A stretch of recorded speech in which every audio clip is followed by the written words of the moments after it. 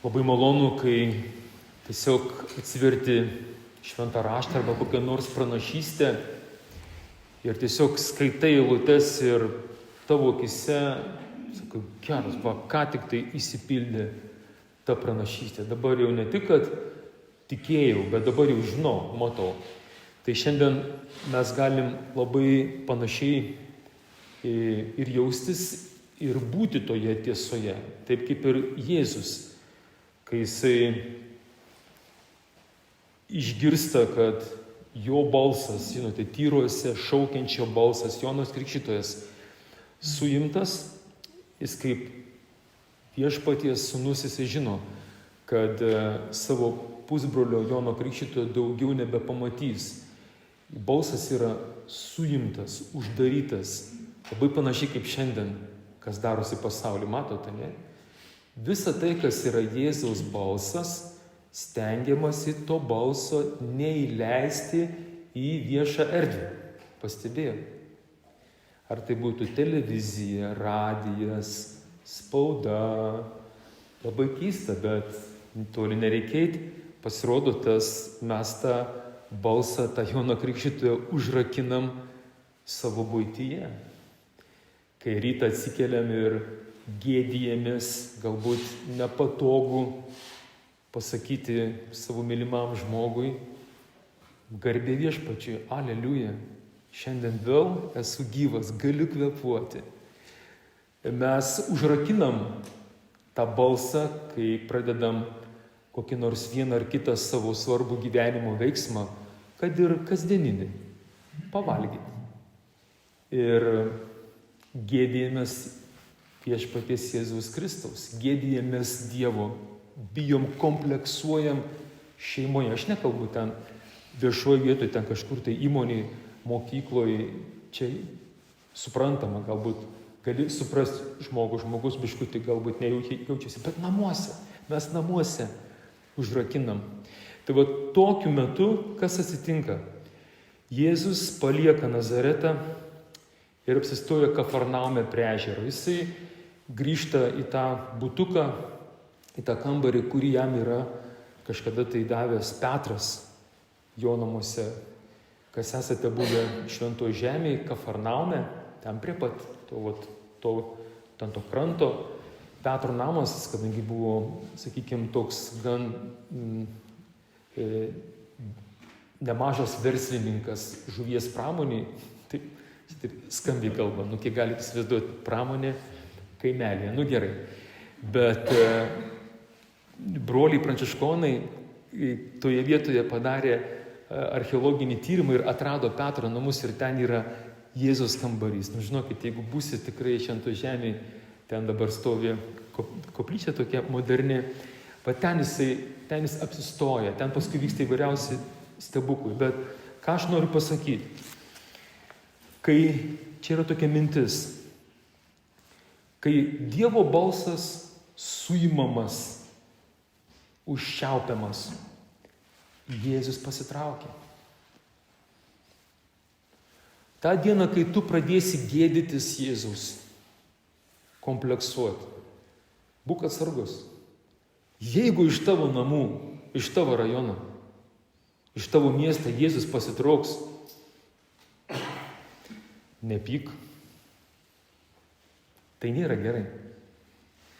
Nes ten, kur Jėzus, ten yra, kaip sakė pats ir evangelistas Matas, sako, įsipildė pranašo Izaijo žodžiai, tamsybėje tūnanti tauta išvydo skaisčią šviesą, gyvenantiems ūksmingoje mirties šalyje užtekėjo šviesybė. Jūs galite įsivaizduoti? Jeigu aš kaip lietuvis, nežinau, vieno ar kito, mes sakom, Lietuvos regiono, vietinis gyventojas, jeigu aš tūnojau tamsybėse šimtmečius ir per krikščionybę Jėzus atėjo į mano tėvynę Lietuvą, į mano regioną, jeigu į mano miestą, į mano parapiją, aš turiu bažnyčią savo aplinkoje. Jūs galite įsivaizduoti? gal 100 metų, gal net ir 1000 su viršų metų tūnojom mirties ūksmėje. Ir kai atėjo Jėzus, visi šitie dalykai pasitraukė. Bet kai Jėzus pasitraukė, kas tada lieka? Jeigu mes priverčiam užčiaupdami žodį, mes, kai esam paskirti būti Naujojo testamento pranašai, mes sakom šių laikų pranašai, skelbti ir parodyti štai kur Dievo avinėlis, kuris naikina pasaulio nuodėmes. Mes, kur esame pakviesti parodyti vaikams, kur tas avinėlis yra šiandien realiai pasikavojęs, pasislėpęs. Tas, kuris yra elgeta, išalkęs, ištroškęs, benamis, galim pasakyti net ir taip, pabėgėlis iš kitų šalių. Aš nekalbu apie ekonominius emigrantus arba kitaip įžengusius nelegaliai, bet tikrai tuos, kurie pabėgėliai, taip kaip mergelė Marija su Juozapu ir Jėzumi, tie buvo pabėgėliai į Egiptą, nes jiems grėsė mirtis, grėsė pavojus jų gyvybei. Padėti atpažinti vieni kitiems, štai Dievo avinėlis. Prisimenat, Jėzus Mato Evangelija irgi yra sakęs, paskutinė teismo diena, kai grįšiu su gale, atsistėsiu sostę ir teisiu visą pasaulį ir atskirsiu kaip piemuo avis nuo ožių ir tuos ožius kairiai pastatysiu, aveles dešinėje. Ir štai kaip sakau, ir aš teisiu pagal tą žaidimą, pagal Dievo avinėlį. Buvau ištroškęs, mane pagirdėjai, buvau išalkęs, pavalgydinai, buvau nuogas, galbūt mano tas nuogumas ne tiek fizinis, gal buvau apnuogintas žiniasklaidos, buvo paviešinti mano asmeninio gyvenimo kažkokios detalės, kažkas pasinaudojo mano asmeniniais duomenimis, kažkas uždirbo už tai. Aš buvau apnuogintas, gal kažkas mano gyvenime buvo ne taip, kažkas iškėlė ir dabar eskaluoja. Ir sako, tu mane pridengiai, aprengiai. Buvau kalinys, aplankei mane.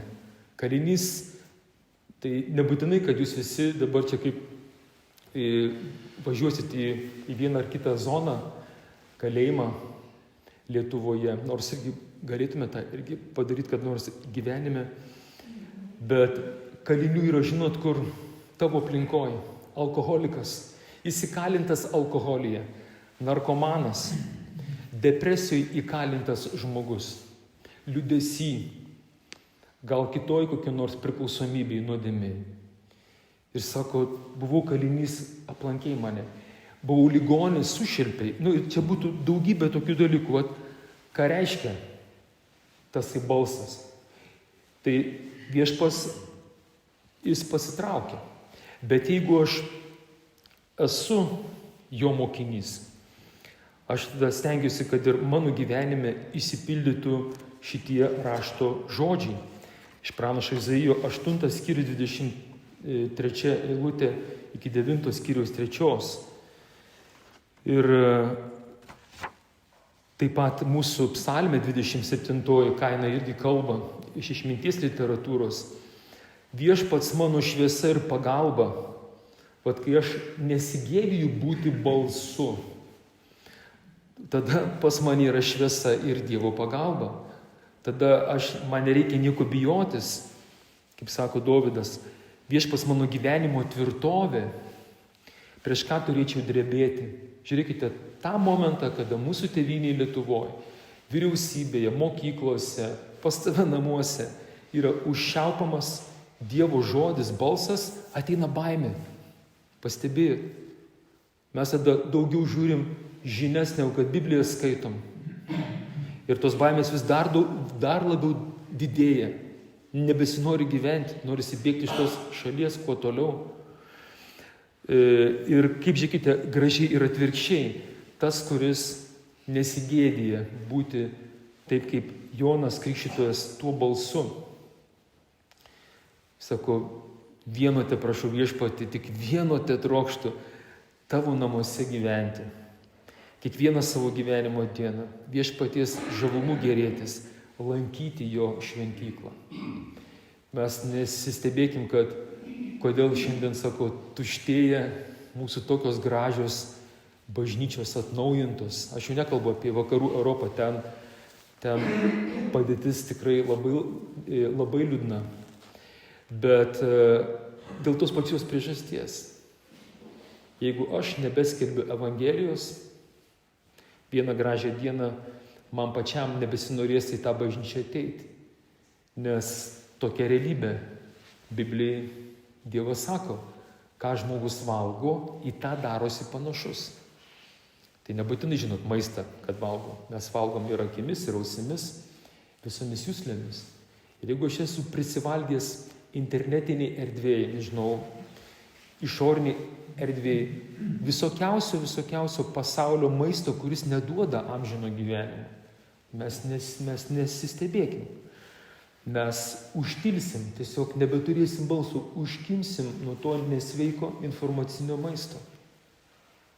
Mane net liežuvį paralyžuos baimė ištarti Jėzaus vardą. Prisimenat, kaip sakė Viešpats, sako, niekas negali ištarti Jėzus Kristus yra Viešpats, jeigu šventoji dvasia jo nepaskatina. Čia paskui apaštalas Paulius cituoja Dievo žodį. Kągi, mėlyjeji, nenusiminkim. Aš labai džiaugiuosi, kad jūs esate čia. Manau, kad esate todėl, kad vis dar nenutylat. Ir mes turime ateitį. Būtų labai gražu, kad kiekvieną kartą, kai ateinat, treniruokitės šitame dalyke. Nežinokit, taip jau yra. Tik tai nebesitreniruoja ir žiūrėk, nusilpsta tikėjimo raumenis. Mes tą liežuvį treniruojam kitiem dalykam. Patreniruokim Dievo žodžių. Nueikim pas kaimyną, sakyk, ką veiki šiandien? Važiuojam su manim į Kryžių kalną. Arba ten, kas esate savo parapiją, einam į bažnyčią. Tiesiog naudokit balsą pagal paskirtį, žiūrėkit, vieną gražią dieną visi galės sakyti, pagaliau išsipildė rašto žodžiai ir į mūsų namus atėjo šventė. Amen.